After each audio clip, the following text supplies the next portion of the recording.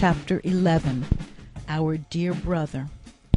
A touch on the lawyer's wrinkled hand as he stands in the dark room, irresolute, makes him start and say, "What's that?" "It's me," returns the old man of the house, whose breath is in his ear. "Can't you wake him?" "No." "What have you done with your candle?" "It's gone out. Here it is." Crook takes it, goes to the fire, stoops over the red embers, and tries to get a light. The dying ashes have no light to spare, and his endeavours are vain. Muttering, after an ineffectual call to his lodger, that he will go downstairs and bring a lighted candle from the shop, the old man departs. Mr. Tulkinghorn, for some new reason that he has, does not await his return in the room, but on the stairs outside. The welcome light soon shines upon the wall, as Crook comes slowly up, with his green-eyed cat following at his heels. "Does the man generally sleep like this?" inquired the lawyer in a low voice. "I don't know," says Crook, shaking his head and lifting his eyebrows. "I know next to nothing of his habits, except that he keeps himself very close." Thus whispering, they both go in together. As the light goes in, the great eyes in the shutters, darkening, seem to close. Not so the eyes upon the bed. "God save us!" exclaims Mr. Tulkinghorn. "He is dead." Crook drops the heavy hand he has taken up so suddenly that the arm swings over the bedside. They look at one another for a moment. "Send for some doctor. Call for Miss Flite up the stairs, sir. Here's poison by the bed. Call out for Flite, will you?" says Crook, with his lean hands spread out above the body like a vampire's wings. Mr. Tulkinghorn hurries to the landing and calls, "Miss Flite, Flite, make haste here. Whoever you are, Flite." Crook follows him with his eyes, and while he is calling, finds opportunity to steal to the old portmanteau and steal back again. "Run, Flite, run! The nearest doctor, run!" So Mr. Crook addresses a crazy little woman who is his female lodger, who appears and vanishes in a breath, who soon returns, accompanied by a testy medical man, brought from his dinner, with a broad, snuffy upper lip and a broad Scotch tongue. "Aye, bless the hearts o' ye," says the medical man, looking up at them after a moment's examination. "He's just as dead as fairy." Mr. Tulkinghorn, standing by the old portmanteau, inquires if he has been dead any time. "Any time, sir?" says the medical gentleman. "It's probable he will have been dead about 3 hours." "About that time, I should say," observes a dark young man on the other side of the bed. "Are you in the medical profession yourself, sir?" inquires the first. The dark young man says yes. "Then I'll just take my departure," replies the other, "for I'm no good here." With which remark he finishes his brief attendance and returns to finish his dinner. The dark young surgeon passes the candle across and across the face, and carefully examines the law writer, who has established his pretensions to his name by becoming indeed no one. "I knew this person by sight very well," says he. "He has purchased opium of me for the last year and a half. Was anybody present related to him?" glancing round upon the 3 bystanders. "I was his landlord," grimly answers Crook, taking the candle from the surgeon's outstretched hand. "He told me once I was the nearest relation he had." "He has died," said the surgeon, "of an overdose of opium, there is no doubt. The room is strongly flavoured with it. There is enough here now," taking an old teapot from Mr. Crook, "to kill a dozen people." "Do you think he did it on purpose?" asked Crook. took the overdose? Yes, Crook almost smacks his lips with the unction of a horrible interest. I can't say. I should think it unlikely, as he has been in the habit of taking so much, but nobody can tell. He was very poor, I suppose. I suppose he was. His room don't look rich, says Crook, who might have changed eyes with his cat as he casts his sharp glance around.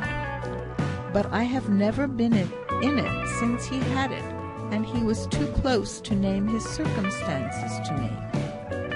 Did he owe you any rent? 6 weeks. He will never pay it, says the young man, resuming his examination.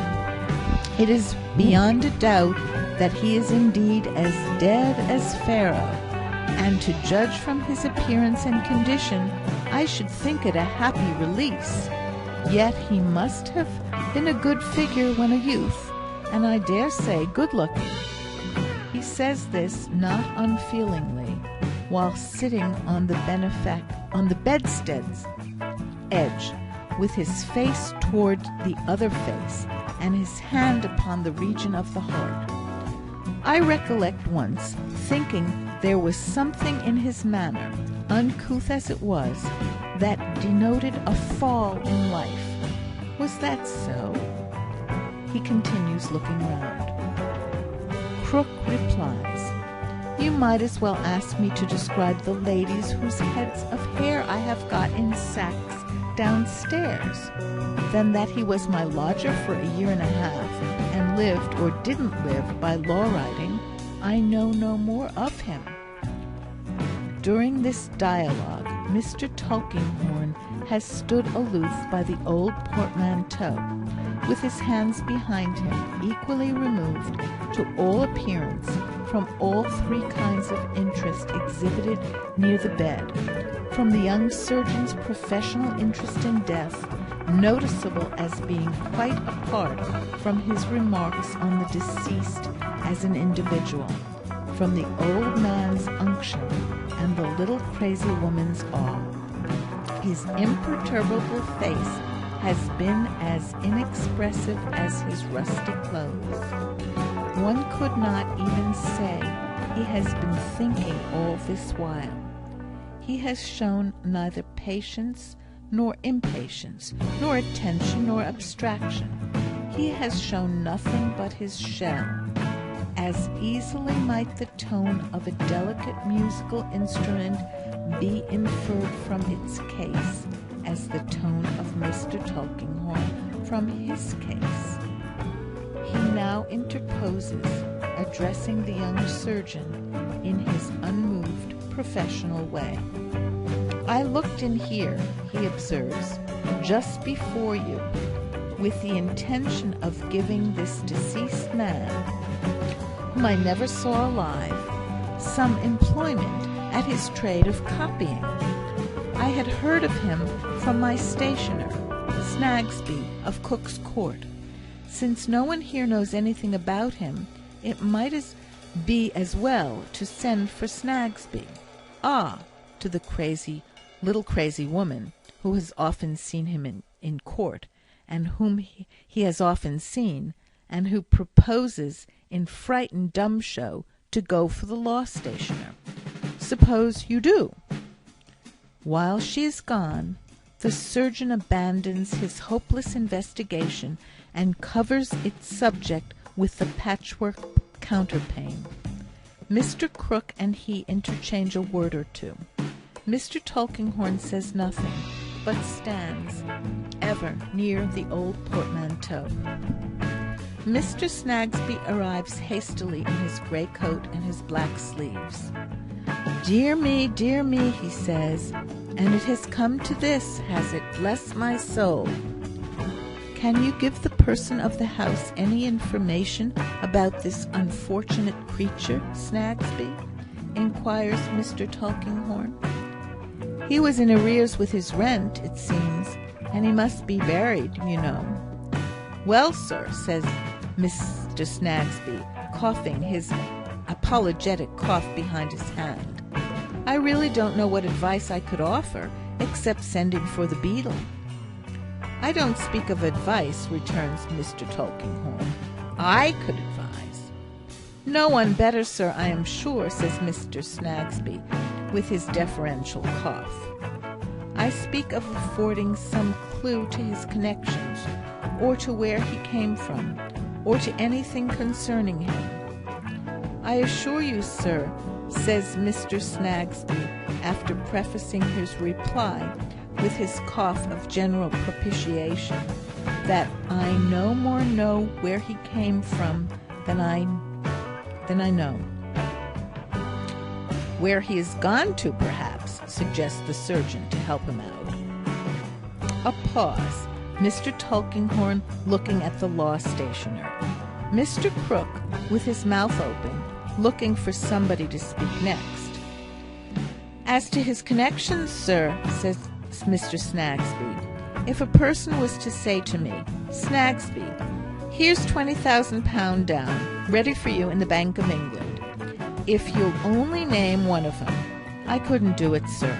About a year and a half ago, to the best of my belief, at the time when he first came to lodge at the present rag and bottle shop." "That was the time," says Crook with a nod. "About a year and a half ago," says Mr. Snagsby, strengthened.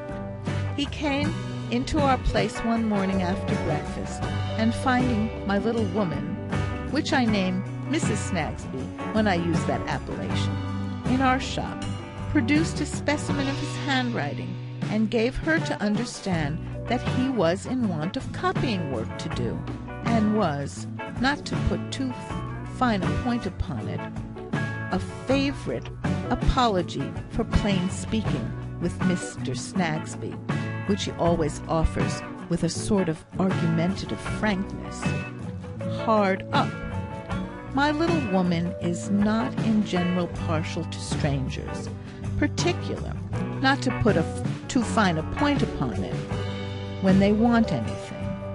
But she was rather took by something about this person, whether by his being unshaved, or by his hair being in want of attention, or by what other ladies' reasons I leave you to judge, and she accepted of this specimen, and likewise of the address. My little woman hasn't a good ear for names," proceeds Mr. Snagsby, after consulting his cough of consideration behind his hand. "And she considered Nemo equally the same as Nimrod, in consequence of which she got into a habit of saying to me at meals, 'Mr. Snagsby, you haven't found Nimrod any work yet,' or 'Mr. Snagsby, why didn't you give that 8 and 30 Chancery folio in Jarndyce to Nimrod?' or such like. And that is the way he gradually fell into job work at our place, and that is the most I know of him, except that he was a quick hand, and a hand not sparing of night work, and that if you gave him out, say, 5 and 40 folio on the Wednesday night, you would have it brought in on the Thursday morning. All of which Mr. Snagsby concludes by politely motioning with his hat towards the bed, as much as to add, 'I have no doubt my honourable friend would confirm if he were in a condition to do it.' Hadn't you better see," says Mr. Tulkinghorn to Crook, "whether he had any papers that may enlighten you? There will be an inquest, and you will be asked the question. You can read." "No, I can't," returns the old man with a sudden grin. "Snagsby," says Mr. Tulkinghorn, "look over the room for him. He will get into some trouble or difficulty otherwise. Being here, I'll wait, if you make haste, and then I can testify on his behalf, if it ever should be necessary, that all was fair and right. If you will hold the candle for Mr. Snagsby, my friend, he'll soon see whether there is anything to help you." "In the first place, here's an old portmanteau, sir," says Snagsby. "Ah, to be sure, so there is." Mr. Tulkinghorn does not appear to have seen it before, though he is standing so close to it and though there is very little else, heaven knows. The marine store merchant holds the light, and the lost stationer conducts the search. The surgeon leans against the corner of the chimney-piece. Miss Flight peeps and trembles just within the door. The apt old scholar of the old school, with his dull black breeches tied with ribbons at the knees, his large black waistcoat, his long-sleeved black coat, and his whisk of limp white neckerchief tied in the bow the peerage knows so well, stands in exactly the same place and attitude. There are some worthless articles of clothing in the old portmanteau. There is a bundle of pawnbrokers' duplicates, those turnpike tickets on the road to poverty. There is a crumpled paper smelling of opium, on which are scrawled rough memoranda, as took such a day, so many grains, took such another day, so many more, begun some time ago, as if with the intention of being regularly continued, but soon left off. There are a few dirty scraps of newspapers, all referring to coroners' inquests. There is nothing else. They search the cupboard and the drawer of the ink-splashed table. There is not a morsel of an old letter or of any other writing in either. The young surgeon examines the dress on the law writer. A knife and some odd halfpence are all he finds. Mr. Snagsby's suggestion is the practical suggestion after all, and the beadle must be called in. So the little crazy lodger goes for the beadle, and the rest come out of the room. "Don't leave the cat there," says the surgeon. "That won't do." Mr. Crook therefore drives her out before him, and she goes furtively downstairs, winding her lithe tail and licking her lips. "Good night," says Mr. Tulkinghorn, and goes home to allegory and meditation. By this time the news has got into the court. Groups of its inhabitants assemble to discuss the thing, and the outposts of the army of observation, principally boys, are pushed forward to Mr. Crook's window, which they closely invest. A policeman has already walked up to the room, and walked down again to the door, where he stands like a tower, only condescending to see the boys at his base occasionally. But whenever he does see them, they quail and fall back. Mrs. Perkins, who has not been for some weeks on speaking terms with Mrs. Piper, in consequence of an unpleasantness originating in young Mr. Perkins having fetched young Piper a crack, renews her friendly intercourse on this auspicious occasion. The pot-boy at the corner, who is a privileged amateur, as possessing official knowledge of life and having to deal with drunken men occasionally, exchanges confidential communications with the policeman, and has the appearance of an impregnable youth, unassailable by truncheons and unconfinable in station houses. People talk across the court out of window, and bareheaded scouts come hurrying in from Chancery Lane to know what's the matter. The general feeling seems to be that it's a blessing Mr. Crook warn't made away with first, mingled with a little natural disappointment that he was not. In the midst of this sensation, the beadle arrives. The beadle, though generally understood in the neighbourhood to be a ridiculous institution, is not without a certain popularity for the moment, if it were only as a man who is going to see the body. The policeman considers him an imbecile civilian, a remnant of the barbarous watchman times, but gives him admission as something that must be borne with until government shall abolish him.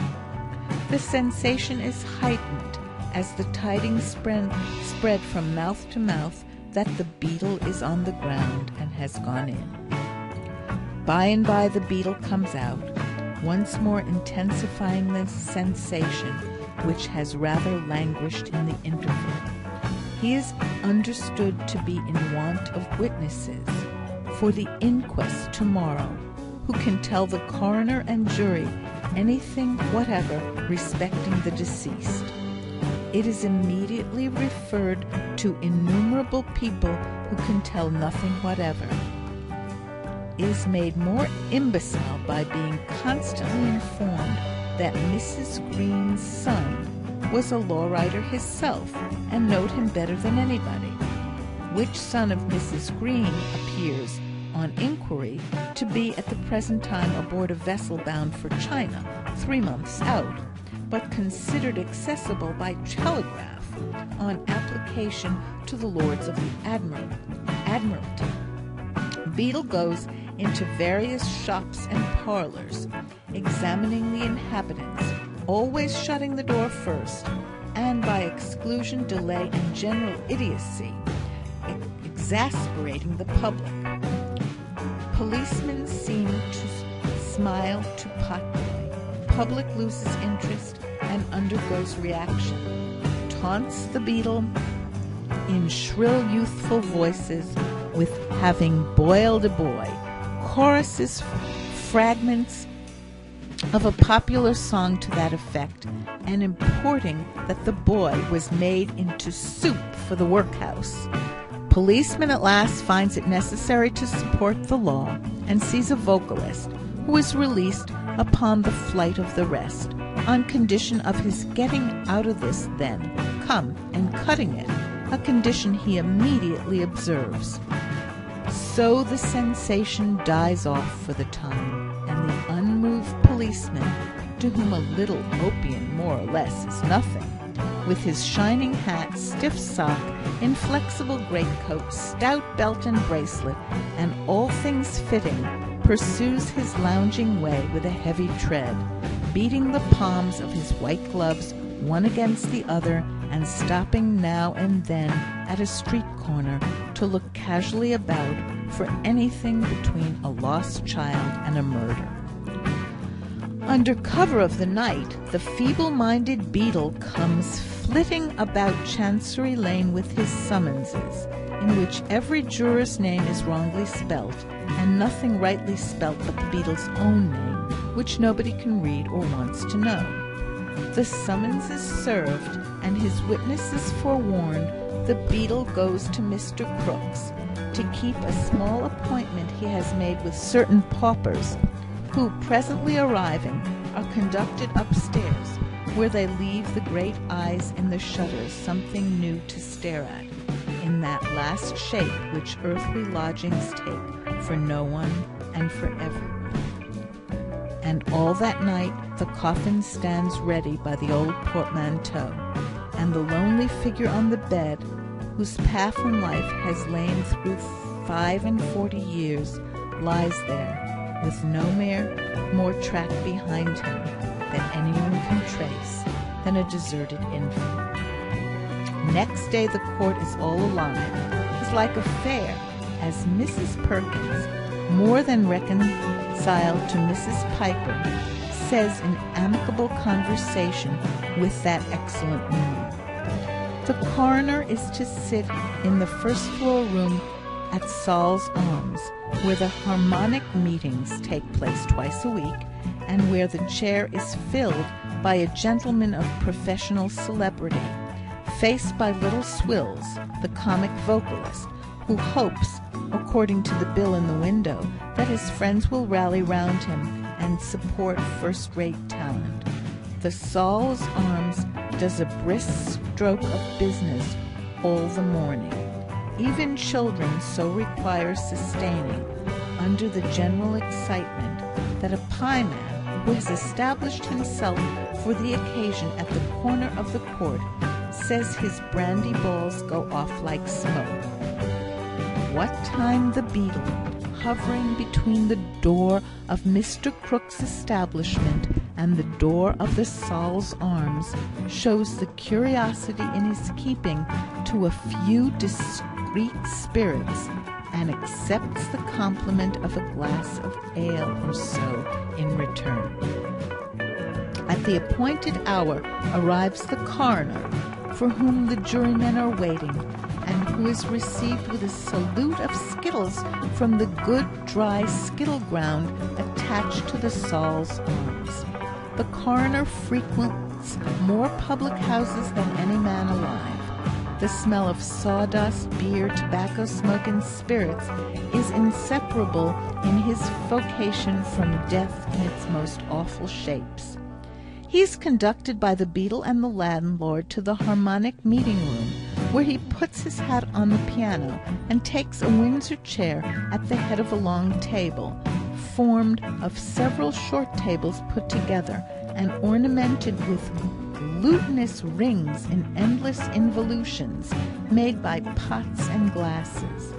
As many of the jury as can crowd together at the table sit there. The rest get among the spittoons and pipes or lean against the piano. Over the coroner's head is a small iron garland, the pendant handle of a bell, which rather gives the majesty of the court the appearance of going to be hanged presently. Call over and swear the jury. While the ceremony is in progress, sensation is created by the entrance of a chubby little man in a large shirt collar, with a moist eye and an inflamed nose, who modestly takes a position near the door as one of the general public, but seems familiar with the room too. A whisper circulates that this is Little Swills. It is considered not unlikely that he will get up an imitation of the coroner and make it the principal feature of the harmonic meeting in the evening. "Well, gentlemen," the coroner begins. "Silence there, will you?" says the beadle. Not to the coroner, though it might appear so. "Well, gentlemen," resumes the coroner, "you are impaneled here to inquire into the death of a certain man. Evidence will be given before you as to the circumstances attending that death, and you will give your verdict according to the skittles. They must be stopped, you know, beadle. Evidence, and not according to anything else. The first thing to be done is view the body." "Make way there," cries the beadle. So they go out in a loose procession, something after the manner of a straggling funeral, and make their inspection in Mr. Crook's back second floor, from which a few of the jurymen retire pale and precipitately.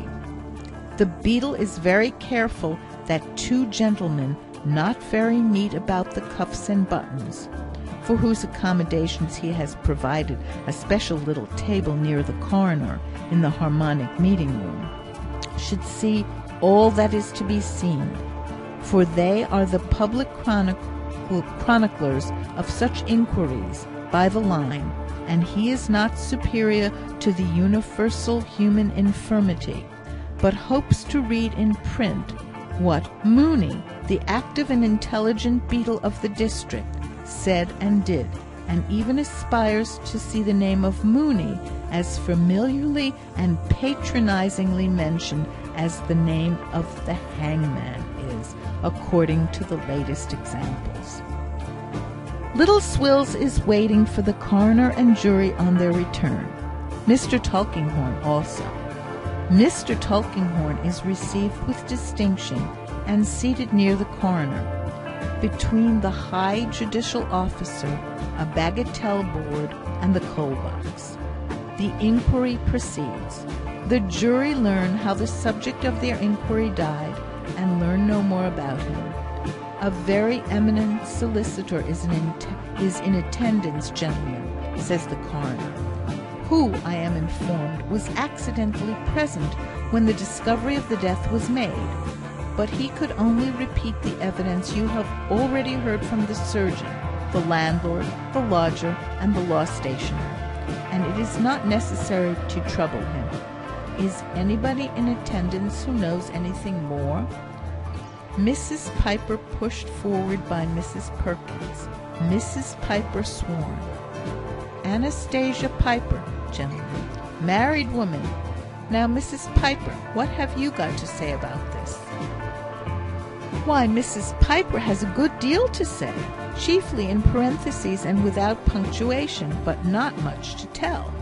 Mrs. Piper lives in the court, which her husband is a cabinet maker, and it has long been well beknown among the neighbours, counting from the day next but one before the half-baptizing of Alexander James Piper, aged 18 months and 4 days old, on accounts of not being expected to live. Such was the sufferings, gentlemen, of that child in his gums, as the plaintiff, so Mrs. Piper insists on calling the deceased, was reported to have sold himself. Thinks it was the plaintiff's heir in which this report originated.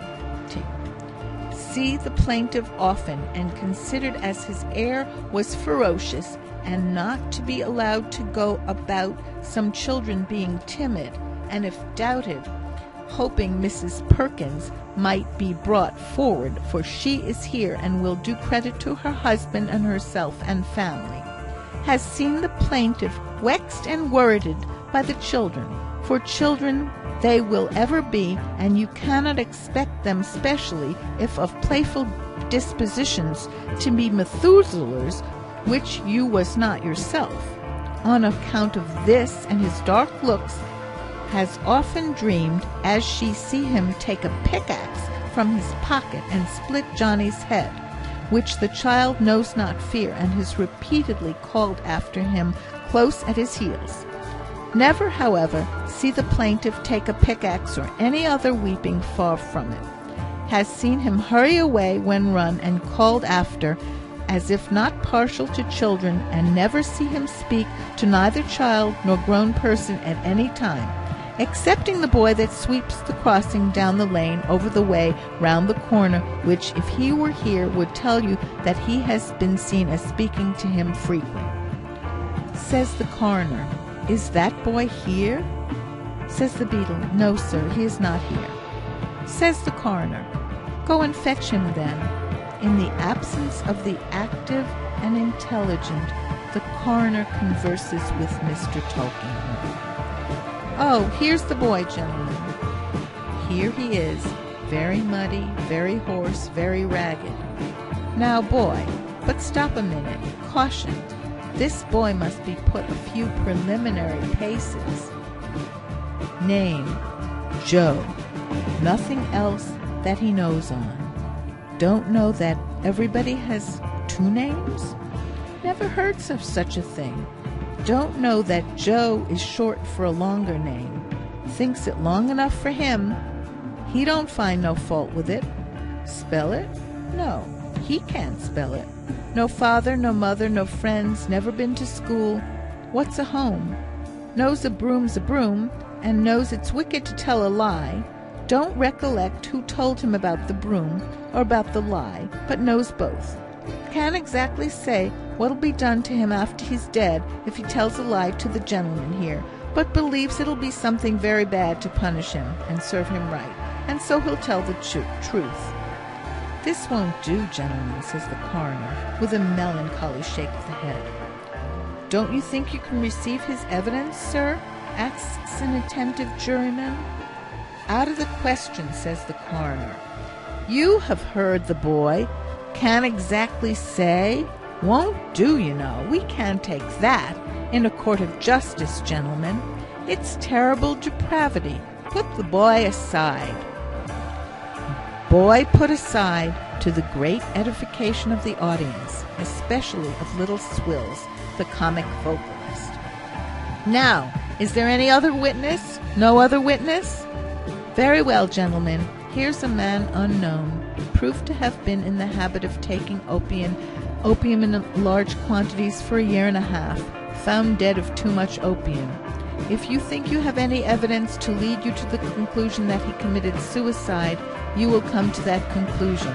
If you think it is a case of accidental death, you will find a verdict accordingly. Verdict accordingly. Accidental death. No doubt. Gentlemen, you are discharged. Good afternoon." While the coroner buttons his greatcoat, Mr. Tulkinghorn and he give private audience to the rejected witness in a corner. That graceless creature only knows that the dead man, whom he recognized just now by his yellow face and black hair, was sometimes hooted and pursued about the streets. That one cold winter night, when he, the boy, was shivering in a doorway near his crossing, the man turned to look at him and came back, and having questioned him, and having found that he had not a friend in the world, said, "Neither have I, not one," and gave him the price of a supper and a night's lodging. That the man had often spoken to him since, and asked him whether he slept sound at night, and how he bore cold and hunger, and whether he ever wished to die, and similar strange questions. That when the man had no money, he would say in passing, "I am as poor as you today, Joe," but that when he had any, he had always, as the boy most heartfully believes, been glad to give him some. "He was very good to me," says the boy, wiping his eyes with his wretched sleeve. "When I see him a-laying so stretched out just now, I wished he could have heard me tell him so. He was very good to me, he was." As he shuffles downstairs, Mr. Snagsby, lying in wait for him, puts a half-crown in his hand. "If you ever see me coming past your crossing with my little woman, I mean a lady," says Mr. Snagsby, with his finger on his nose, "don't allude to it." For some little time the jurymen hang around the Saul's Arms colloquially. In the sequel, half a dozen are caught up in a cloud of pipe smoke that pervades the parlour of Saul's Arms. 2 stroll to Hampstead, and 4 engage to go half-price to the play at night and top up with oysters. Little Swills is treated on several hands. Being asked what he thinks of the proceedings, characterizes them, his strength lying in a slangular direction, as a rummy start.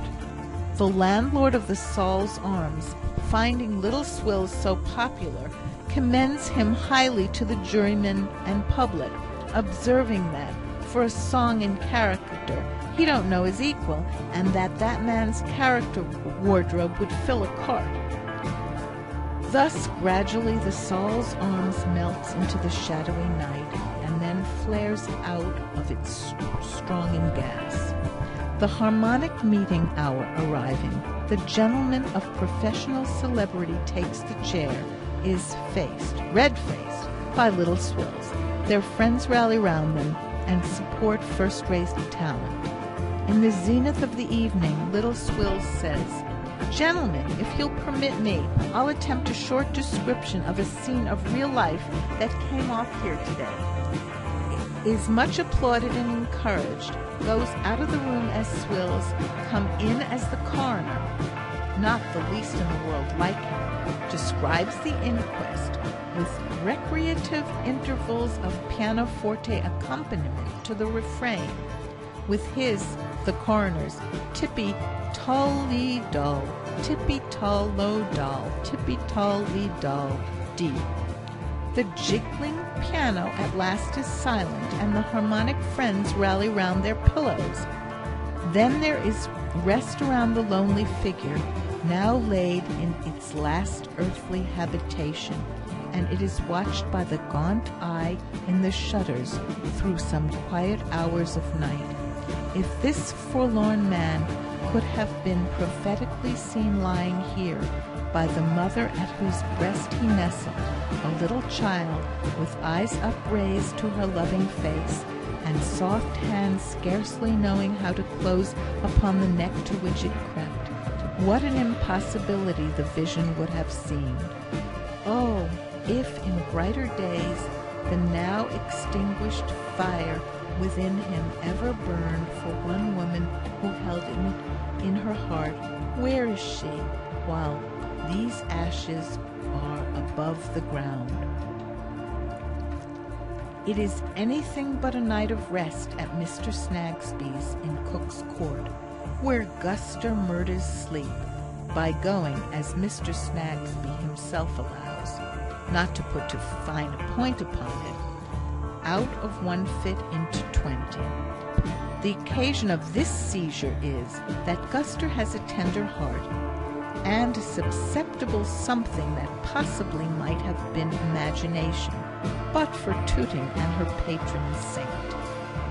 Be it what it may, now, it was so direfully impressed at tea-time by Mr. Snagsby's account of the inquiry at which he had assisted, that at supper-time she projected herself into the kitchen, preceded by a flying Dutch cheese, and fell into a fit of unusual duration, which she only came out of to go into another, and so through a chain of fits, with short intervals between, of which she has pathetically availed herself by consuming them in entreaties to Mrs. Snagsby not to give her warning when she quite comes to, and also in appeals to the whole establishment to lay her down on the stones and to go to bed.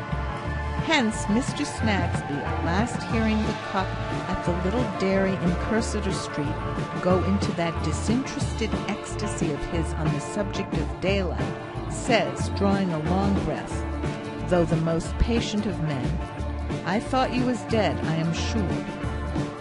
What question this enthusiastic fowl supposes he settles when he strains himself to such an extent, or why he should thus crow, so men crow on various triumphant public occasions, however, about what cannot be of any moment to him, is his affair. It is enough that daylight comes, morning comes, noon comes. Then the active and intelligent, who has got into the morning papers as such, comes with his pauper company to Mr. Crook's, and bears off the body of our dear brother here departed to a hemmed-in churchyard, pestiferous and obscene, whence malignant diseases are communicated to the bodies of our dear brothers and sisters who have not departed, while our dear brothers and sisters who hang about official back stairs, would to heaven they had departed, are very complacent and agreeable. Into a beastly scrap of ground which a Turk would reject as a savage abomination, and a Kaffir would shudder at, they bring our dear brother here departed to receive Christian burial. With houses looking on every side, save where a reeking little tunnel of a court gives access to the iron gate, with every villainy of life in action close on death, and every poisonous element of death in action close on life. Here they lower our dear brother down a foot or two. Here sow him in corruption, to be raised in corruption, an avenging ghost at many a sick bedside, a shameful testimony to future ages, how civilization and barbarism walk this boastful island together. Come night, come darkness, for you cannot come too soon or stay too long by such a place as this. Come, straggling lights, into the windows of the ugly houses, and you who do iniquity therein, do it at least with this dread scene shut out. Come, flame of gas, burning so sullenly above the iron gate, on which the poisoned air deposits its witch ointment slimy to the touch. It is well that you should call to every passer-by, look here. With the night comes a slouching figure through the tunnel court to the outside of the iron gate. It holds the gate with its hands and looks in between the bars, stands looking in for a little while. It then, with an old broom it carries, softly sweeps the step and makes the archway clean. It does so very busily and trimly, looks in again a little while, and so departs. Joe, is it thou? Well, well, though a rejected witness, who can't exactly say what will be done to him in greater hands than men's, thou art not quite in outer darkness. There is something like a distant ray of light in thy muttered reason for this. He was very good to me. He was. End of chapter 11.